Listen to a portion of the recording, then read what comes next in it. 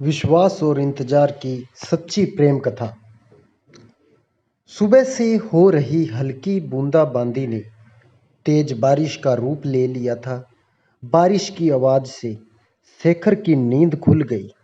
कुछ देर वो बिस्तर पर यूं ही अलसाया सा लेटा रहा। थोड़ी देर बाद उसने किचन में जाकर कॉफी बनाई और कॉफी का मग लेकर बालकनी में आ गया। वो बालकनी में बैठकर दूर पहाड़ियों पर उतरे बादलों को देख रहा था। ऐसा लग रहा था कि बादलों ने उन पहाड़ियों पर अपना घर बना लिया हो। नीचे बारिश हो रही थी, हवा भी तेज चल रही थी। हवा के झोंके रह रहकर शेखर के बालों को बिखेर रहे थे। वो मंत्रमुग्ध सा बादलों को नीचे उतरते देख रहा था। प्रकृति के वो नज़ारे और बारिश का शोर शेखर के अंदर एक हलचल मचा रहा था। कल रात से न जाने क्यों उसे शिखा की बहुत याद आ रही थी। वो समझ नहीं पा रहा था क्यों उसके साथ ऐसा हो रहा है। शिखा को छोड़े उसे 17 साल हो गए थे। हाँ, छोड़े हुए। उससे शादी न करने का फैसला शेखर ने ही तो लिया था और छोड़ दिया था शिखा को उसकी किस्मत के भरोसे। उसने एक बार भी नहीं सोचा गरीब अनाथ शिखा उसके बिना कैसे जिएगी। आज शिखा को याद करके वो अपने दिल को काबू नहीं कर पाया और बह जाने दिया उसने खुद को शिखा की यादों में। रिवाइंड होती यादों की रील कॉलेज के दिनों में पहुंच कर रुकी थी, जहां से शेखर एक बार फिर यादों के ट्रैक पर आगे चल पड़ा। हल्के नीले रंग की डेनिम की जींस और सफ़ेद टी शर्ट पहने, हाथ में गिटार लिए शेखर फ्रेश पार्टी में गा रहा था। ऐसे न मुझे तुम देखो, सीने से लगा लूंगा, तुमको मैं चुरा लूंगा तुमसे, दिल में छुपा लूंगा। और ये गाना न जाने कितनी लड़कियों के दिलों को धड़का गया था। हर वो लड़की जो उसे गाते हुए देख रही थी, उसे लग रहा था ये गाना शेखर उसके लिए गा रहा है। जूनियर तो जूनियर, सीनियर भी इस गाने में खो गए थे। लड़के लड़कियां सब उसके युवा दिल में हलचल मचा गई थी। प्रोग्राम खुले मैदान में हो रहा था। मौसम सुहाना था। गनीमत थी बारिश नहीं हो रही थी, जबकि जुलाई आखिर में कब बारिश हो जाए कोई ठिकाना नहीं होता। शेखर के गाने का साथ आज मौसम भी दे रहा था। हल्की हल्की हवा हर दिल में जल तरंग बजा रही थी। हर कोई गाने में खोया हुआ था। गाना खत्म होते ही तालियों से सारा मैदान गूंज उठा। लड़के जरा सीटियां बजा रहे थे, वहीं लड़कियां वंस मोर का शोर मचा रही थी। एक बार फिर शेखर ने माइक संभाला और गिटार हाथ में लेकर फिर से उसी गाने की राग छेड़ दी। हर किसी की नज़र शेखर पर थी, लेकिन शेखर की नज़रें उस लड़की पर टिकी थी जो देख तो उसी को रही थी, लेकिन कहीं खोई हुई थी। वो बहुत ही साधारण सा सूट पहनी थी। कमर तक लंबी चोटी उसके बाएं कंधे पर आगे की ओर डाल रखी थी। एक रंग गोरा था, लेकिन चेहरा साधारण था। वो किसी सोच में डूबी थी। शेखर एकटक उसी को देख रहा था। एक आकर्षण सा था उसकी आंखों में, जिसमें शेखर गाना गाते गाते खो गया था। पार्टी खत्म होते होते 7 बज गए। अब हर किसी को घर जाने की जल्दी थी। आसमान पर बादल भी छाने लगे। शिखा सीने से बैग चिपकाए घर की ओर चलती। चाल में स्वाभाविक रूप से तेजी आ गई थी। कुछ दूर बढ़ते ही बारिश तेज हो गई। शिखा बारिश से बचने के लिए शेड में जाने के लिए सोच ही रही थी कि तभी शेखर की गाड़ी एकदम उसके पास आकर रुकी। आइए, मैं आपको आपके घर छोड़ दूं। नहीं, नहीं, मैं चली जाऊंगी, आप परेशान ना होइए। शिखा की बोलते हुए जवान लड़खड़ा रही थी। जिस बंदे से कॉलेज की सारी लड़कियां बात करने के लिए मरी जाती हैं, वो ही बंदा उसे उसके घर छोड़ने का ऑफर दे रहा था। लेकिन शिखा उसके साथ बैठने में हिचकिचा रही थी। अरे, आप घबरा क्यों रही हैं? भीग गई तो बिना वजह बीमार पड़ जाएंगी। मैं सही सलामत आपको आपके घर छोड़ दूंगा। शिखा को समझ नहीं आ रहा था कि वो क्या करे। बारिश तेज हो रही थी। शिखा के पास कोई चारा नहीं था शेखर के साथ गाड़ी में बैठने के अलावा। रास्ते में शेखर ने उसका इंटरव्यू ले डाला। शिखा ने बताया कि वो अनाथ है, कोई नहीं है उसका। ये सुनकर शेखर को दुख हुआ। उसने मन ही मन ठान लिया कि वो शिखा का सहारा बनेगा, एक दोस्त की तरह। लेकिन दोस्ती धीरे धीरे प्यार में बदल गई। शिखा की जिंदगी में शेखर का आना उसको एक अलग ही दुनिया में ले गया, जहां जाकर वो सब कुछ भूल गई। भूल गई कि वो एक गरीब और अनाथ है, अनाथालय में पली बड़ी है। भूल गई कि शेखर एक अमीर घर का लड़का है। शेखर आकाश है तो वो धरती। और सबसे बड़ी बात, वो ये भूल गई कि आकाश और धरती का मिलन कभी नहीं होता। हाँ, क्षितिज पर उनके मिलने का आभास मात्र होता है। वास्तविकता तो यही है कि वो कभी मिल नहीं सकते। शिखा के लिए शेखर पूरी दुनिया था, लेकिन शेखर के लिए शिखा के अलावा भी एक दुनिया थी, उसका परिवार। शेखर जानता था उसके घर वाले शिखा को कभी स्वीकार नहीं करेंगे। फिर भी उसे अपनी किस्मत पर भरोसा था। भरोसा इस बात का कि वो अपने मम्मी पापा का इकलौता बेटा है।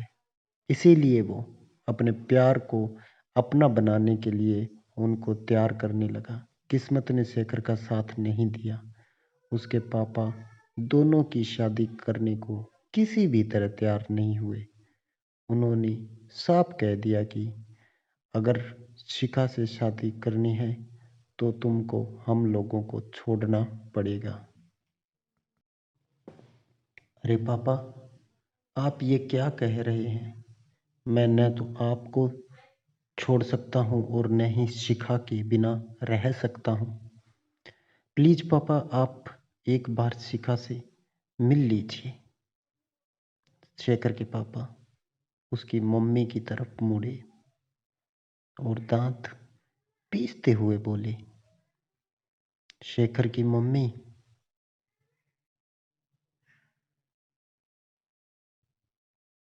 कह दो अपने लाडले से 2 दिन में फैसला करके मुझे बता दे कि वो दोनों में से किसको चुनेगा। और ये कहकर वो अपने कमरे में चले गए। शेखर ने एक उम्मीद से अपनी मम्मी की तरफ देखा।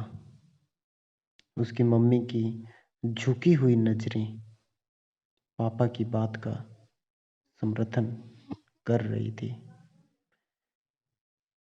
शेखर की आंखों में आंसू आ गए, फूट फूट कर रो पड़ा। पल पल वो भूल गया वो एक लड़का है और लड़कों को इस तरह रोना शोभा नहीं देता। उस दिन के बाद वो शिखा से नहीं मिला। वो स्वार्थी हो गया। जिन्होंने उसे जन्म दिया उनको वो कैसे छोड़ सकता था। उसने अपने मन को समझा लिया कि प्यार पाने का नाम नहीं बल्कि कुर्बानी का नाम है। शेखर ने शिखा को इस बारे में कुछ नहीं बताया।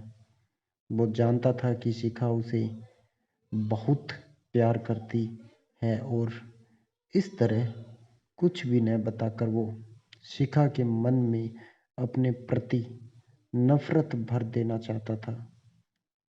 उसने सोचा था कि शिखा उससे प्यार करके उसके बिना नहीं रह पाएगी, लेकिन नफरत करके शायद वो उसे भूल जाए। शेखर शिखा को भुलाकर पापा की बताई किसी और लड़की से शादी करने को बिल्कुल तैयार नहीं था। उसने अपने पापा की जिद के आगे शिखा को छोड़ देना तो मंजूर कर लिया था, लेकिन उसने किसी और लड़की से शादी नहीं की। उसके लिए शिखा के प्यार को भुला पाना नामुमकिन था। वैसे भी किसी के लिए अपने प्यार को भुला पाना इतना आसान कहाँ होता है, वो भी पहला प्यार। और फिर शिखा उसका पहला ही नहीं आखिरी प्यार भी थी।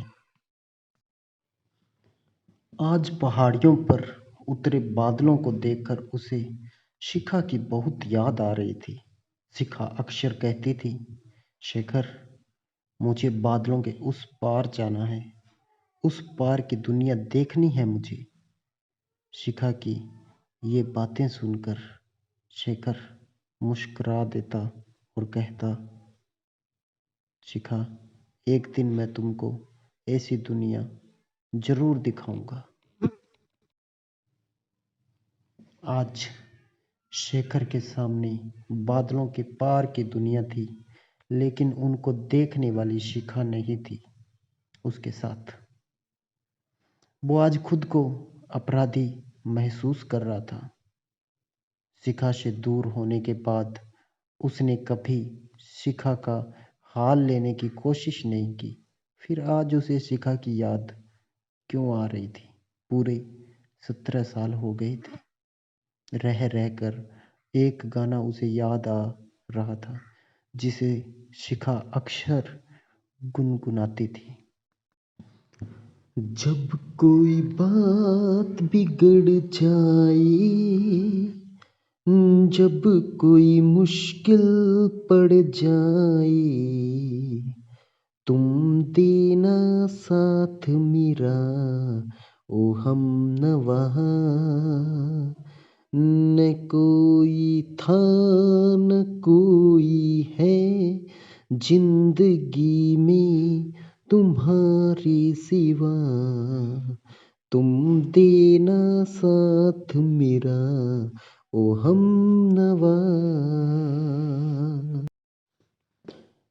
ये गाना याद आते ही शेखर तड़प उठा। उसे शिखा की वो उम्मीदें याद आ गई जो ये गाना गाते समय उसकी आंखों में हुआ करती थी। वो शिखा की तरफ से जितना ध्यान हटाने की कोशिश करता, उतना ही शिखा का भोला चेहरा उसकी आंखों के आगे आ जाता। बारिश अब कुछ कम हो गई थी। नीचे चारों तरफ पानी ही पानी था। पानी शेखर की आंखों में भी था।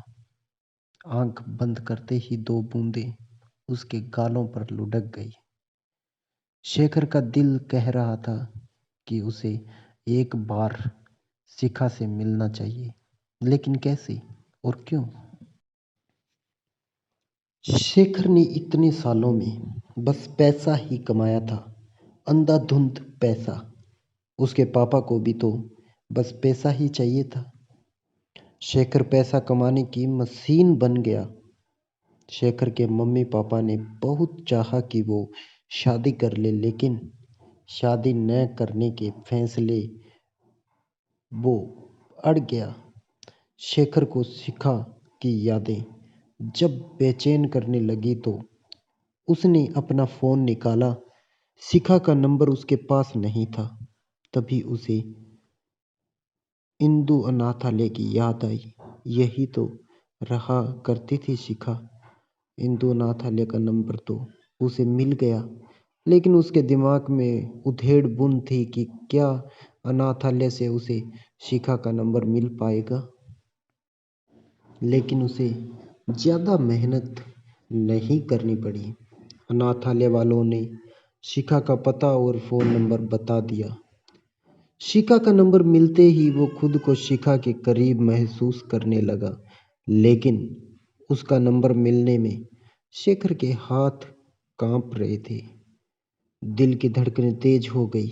पूरा नंबर मिलाते मिलाते उसको अपनी धड़कनें साफ सुनाई दे रही थी। उसने झट से फोन काट दिया और माथे पर उभर आई पसीने की बूंदों को उसने पोंछा। 2-3 बार ऐसा ही करता रहा, बार बार शिखा का नंबर मिलाता और बार बार काट देता।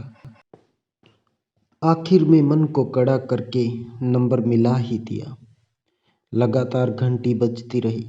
शेखर फोन काटने वाला ही था कि उधर से किसी बच्ची ने हेलो बोला। शिखा की जगह एक बच्ची की आवाज सुनते ही शेखर हड़बड़ा गया। कहीं न कहीं उसके दिल को धक्का सा लगा।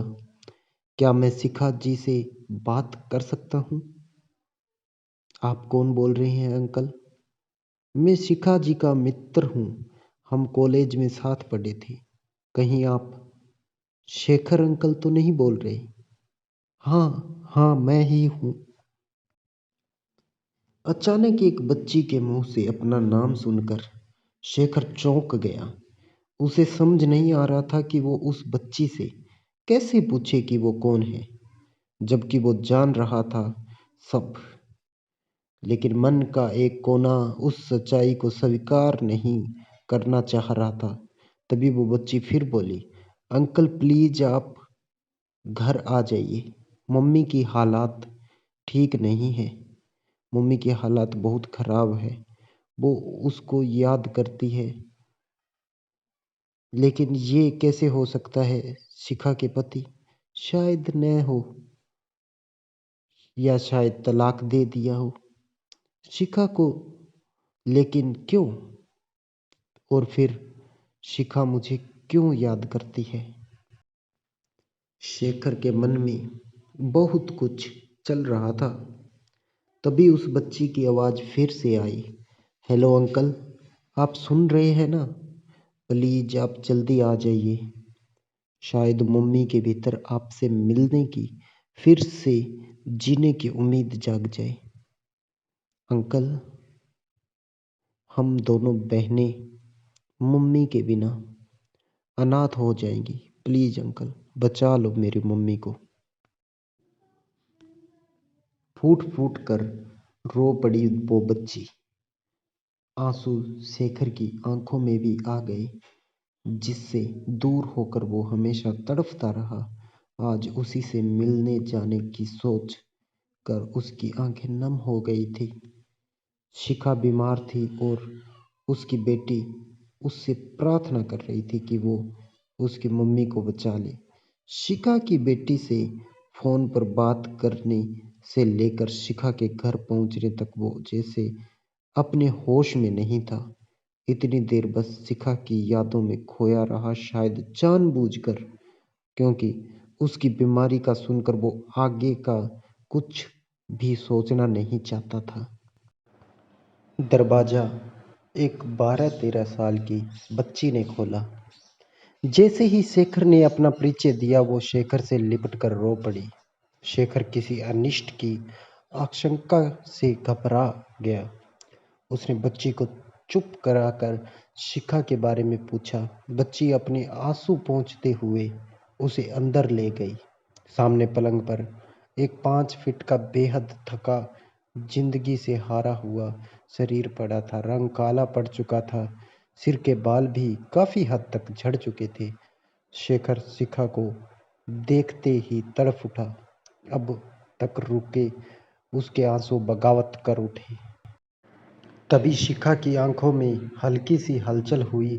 शायद उसे शेखर के वहां होने का आभास हो गया था।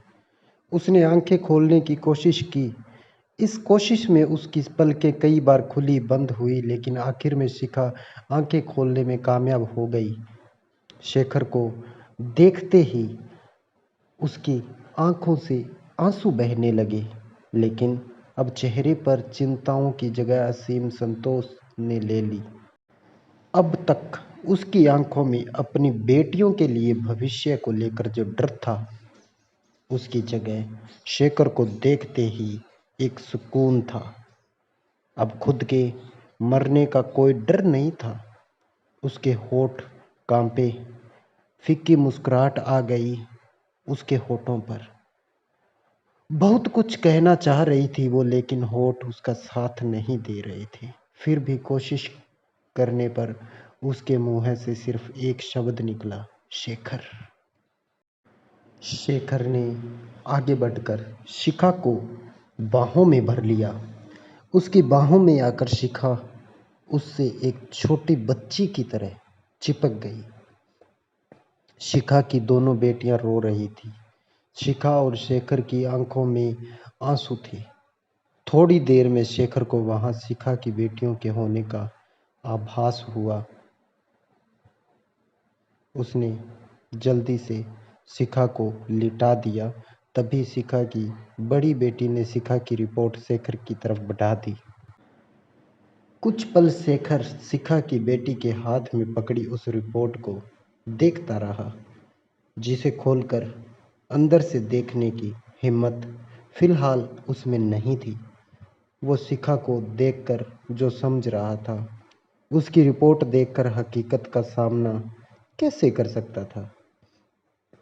अंदर ही अंदर वो टूटता जा रहा था, लेकिन फिर भी उसके आगे 3 जिंदगियां थी जो उस पर आस लगाई थी। ऐसे में उसे संभालना ही था खुद को। शेखर ने कांपते हाथों से रिपोर्ट ले ली, लेकिन उसको खोलकर देखने में उसे काफी समय लगा। इस बीच वहां ऐसा सन्नाटा छाया था जिसका शोर वो चारों अपने भीतर सुन रहे थे। रिपोर्ट देखते ही शेखर की आशंका सही हो गई। शिखा को वास्तव में कैंसर ही था, ब्रेस्ट कैंसर। एक ब्रेस्ट हटाया जा चुका था। सरकारी अस्पताल में हुआ था ऑपरेशन, लेकिन उसके बाद होने वाली कीमोथेरेपी, हालांकि सरकारी हॉस्पिटल में शिखा का इलाज चल रहा था, लेकिन काफ़ी समय से वो चलने फिरने में असमर्थ हो गई थी, तो बाकी की कीमोथेरेपी नहीं हो पाई थी। बेटियां कैसे मैनेज करती सब, बच्चियां ही तो थी वो। लेकिन शेखर के आ जाने से दोनों बच्चियों की आंखों में आशा की किरण नजर आ रही थी। शेखर ने कुछ फोन किए और शिखा को गोद में उठाया और दोनों बच्चियों को लेकर पहले तो सरकारी अस्पताल में शिखा के डॉक्टर से मिला। उनसे ट्रीटमेंट की फाइल लेकर शहर के सबसे बड़े कैंसर अस्पताल में शिखा को एडमिट करा दिया। इस सब के लिए उसको पैसा पानी की तरह बहाना पड़ा, जो उसके लिए मामूली बात नहीं थी। बिना पैसे के सरकारी अस्पताल का डॉक्टर ट्रीटमेंट की फाइल देता, और न ही इतने बड़े कैंसर अस्पताल में इतनी जल्दी शिखा को एडमिट कराया जा सकता था। इतना करते करते वो पूरी तरह थक चुका था। शिखा आईसीयू में थी और वो दोनों बच्चियों को कुछ खिलाने पिलाने ले गया, लेकिन पूरे समय शेखर के दिमाग में बस एक ही सवाल कौंधता रहा कि शिखा के पति कहाँ हैं। तीनों आईसीयू के बाहर रिसेप्शन में आकर बैठ गए। ऐसी चल रहा था। शिखा की बेटियां शेखर की गोद में सिर रखकर सो चुकी थी। शेखर की गोद में आकर एक सुकून था उनके चेहरे पर। नहीं है वो? मतलब अंकल, हम दोनों बहनें अनाथ थे। मम्मी ने अनाथालय से गोद लिया है हमें। क्या? शेखर की आवाज में आश्चर्य मिश्रित खुशी थी, लेकिन तभी उसके मन के एक कोने में कुछ सवाल उठे कि शिखा के पति कहाँ हैं? उसने बच्चों को गोद में क्यों लिया? इन सवालों के जवाब तो शिखा से ही मिल सकते थे। शिखा की कीमोथेरेपी उसी दिन की गई। उसके अंदर जीने की इच्छा जाग गई थी। शेखर प्यार था उसका, और आज उसका प्यार, उसका शेखर उसके पास था, तो वो कैसे उसे छोड़ जा सकते थे। शेखर शिखा का हाथ पकड़कर उसके पास बैठ गया। दोनों एक दूसरे को बस एकटक देख रहे थे। दोनों के लब खामोश थे, लेकिन उनकी आंखों से बस से बह रहे आंसू एक दूसरे से बातें कर रहे थे। अगले दिन शिखा हॉस्पिटल से डिस्चार्ज हो गई। 20 दिन बाद फिर आना था चेकअप के लिए। शेखर शिखा और दोनों बच्चियों को पहाड़ी वाले घर ले आया। शिखा और दोनों बच्चियों को ऐसी दुनिया देखनी थी। जब उसने ये घर बनवाया था तब सोचा भी नहीं था कि वो शिखा को कभी यहाँ ला पाएगा। लेकिन घर की डिजाइन फाइल करते समय उसके अंतर्मन में शिखा जरूर थी। 2-3 दिन बाद शेखर ने शिखा की दोनों बेटियों को बोर्डिंग में डाल दिया। वो यहाँ शिखा के साथ अकेला रहना चाहता था, और वो जी जान से शिखा की सेवा में जुट गया। लेकिन उसके जेहन में शिखा के पति को लेकर जो सवाल थे वो अभी भी जवाब के इंतजार में। 1-2 कीमोथेरेपी और हुई शिखा की। अब उसमें धीरे धीरे सुधार हो रहा था। एक तो शेखर ने उसकी सेवा ही इतनी की थी। आज शेखर ने शिखा को नहला धुलाकर बालकनी में झूले पर बिठा दिया। वो खुद भी बगल में बैठ गया। शिखा की नजरें सामने पहाड़ी पर उतरते बादलों पर थी। वो एक टक सामने देख रही थी। तभी शेखर बोला, शिखा, तुम्हारे पति? इतना कहकर शेखर चुप हो गया। शिखा ने पलट कर उसे देखा और बहुत धीमी आवाज में बोली, मैंने शादी नहीं की। क्या? 2 बेटियों की जिम्मेदारी थी तो मैं और कोई जिम्मेदारी कैसे उठा सकती थी? शेखर, तुम न आते तो पता नहीं मेरी बेटियों का क्या होता। शिखा, एक बात पूछूं? हाँ शेखर, पूछो। मैं भी तुमको सब कुछ बता देना चाहती हूँ। बीते 17 सालों की बहुत सी बातें। तुमने इन बच्चियों को गोद क्यों लिया, जबकि तुम खुद भी एक अनाथालय में रहती थी? शिखा ने सामने बादलों को देखती रही थी जो बरसने को तैयार थे। जैसे अतीत को याद करते हुए उसने आंसू आंखों का साथ छोड़ने को तैयार थे। वो एक गहरी सांस लेते हुए बोली, शेखर, तुम्हारे जाने के बाद मैं टूट गई। बिना बताए तुम चले गए थे। तुम्हारे बिना मैं बिल्कुल अकेली हो गई थी। बहुत इंतजार किया मैंने, लेकिन तुम कभी नहीं आए। मैं समझ गई थी कि मेरी और तुम्हारी किस्मत अलग हो चुकी है। बस इसको अपनी नियति मान लिया था और मैंने पढ़ाई छोड़कर नौकरी कर ली। हमारे अनाथालय में 2 बच्चियां आई, जिया और रिया। दोनों बच्चियां हमारे लिए एक खिलौना सी थी। शिखा ने एक गहरी सांस ली। बहुत थके शब्दों से वो आगे बोली, शेखर, एक दिन मैंने सुना रिया और जिया आपस में बात कर रही थी कि बादलों के पार क्या है, उनको ये देखना है। मुझे अपना बचपन याद आ गया, और फिर याद आ गए तुम, जिसने अपनी शिखा से वादा किया था कि वो एक दिन उसको बादलों के उस पार की दुनिया दिखाएगा। एक पल को शिखा फिर रुकी। उसने अपनी तेज हो चली सांसों को नियमित किया। फिर वो आगे बोली, शेखर, रिया और जिया की बातें सुनकर मैंने फैसला कर लिया कि एक दिन मैं उनको बादलों के पार की दुनिया दिखाऊंगी, क्योंकि मैं नहीं चाहती थी कि वो एक और शिखा बने, एक अनाथ और बेसहारा। शेखर की नज़रें झुक गई। उसको आत्मग्लानि हो रही थी। मैं नौकरी करती ही थी तो दोनों को अनाथालय से गोद लेकर एक किराए के घर में रहने लगी। मैं रिया और जिया के माथे से चिपका गरीबी और अनाथ का लेबल हटाना चाहती थी, लेकिन एक बार फिर मेरी उम्मीदों का फैसला मेरी किस्मत को करना था और देखो, मुझे कैंसर हो गया। मैं मरना नहीं चाहती थी, शायद इसीलिए ईश्वर ने तुमको मेरे पास भेज दिया। अब मुझे अपनी बेटियों की फिक्र है, और अब मैं मर भी जाऊं तो कोई गम नहीं। उसने शेखर ने उसके मुंह पे हाथ रख दिया। वो शिखा को अपने सीने से लगाते हुए बोला, प्लीज शिखा, ऐसा न बोलो। अब तुमको कहीं नहीं जाने दूंगा। तुम हमेशा मेरे पास रहोगी।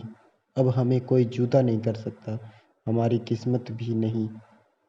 शिखा कस कर शेखर से चिपक गई, उसकी आंखें बंद कर ली। जहां से दो बूंद निकलकर शेखर के सीने में समा गई, दो बूंदें शेखर की आंखों से भी गिरी, लेकिन दोनों की आंखों से गिरते आंसू इस बात खुशी के आंसू थे। आखिर सच्चे प्यार की जीत हुई और दोनों फिर से एक हो गए।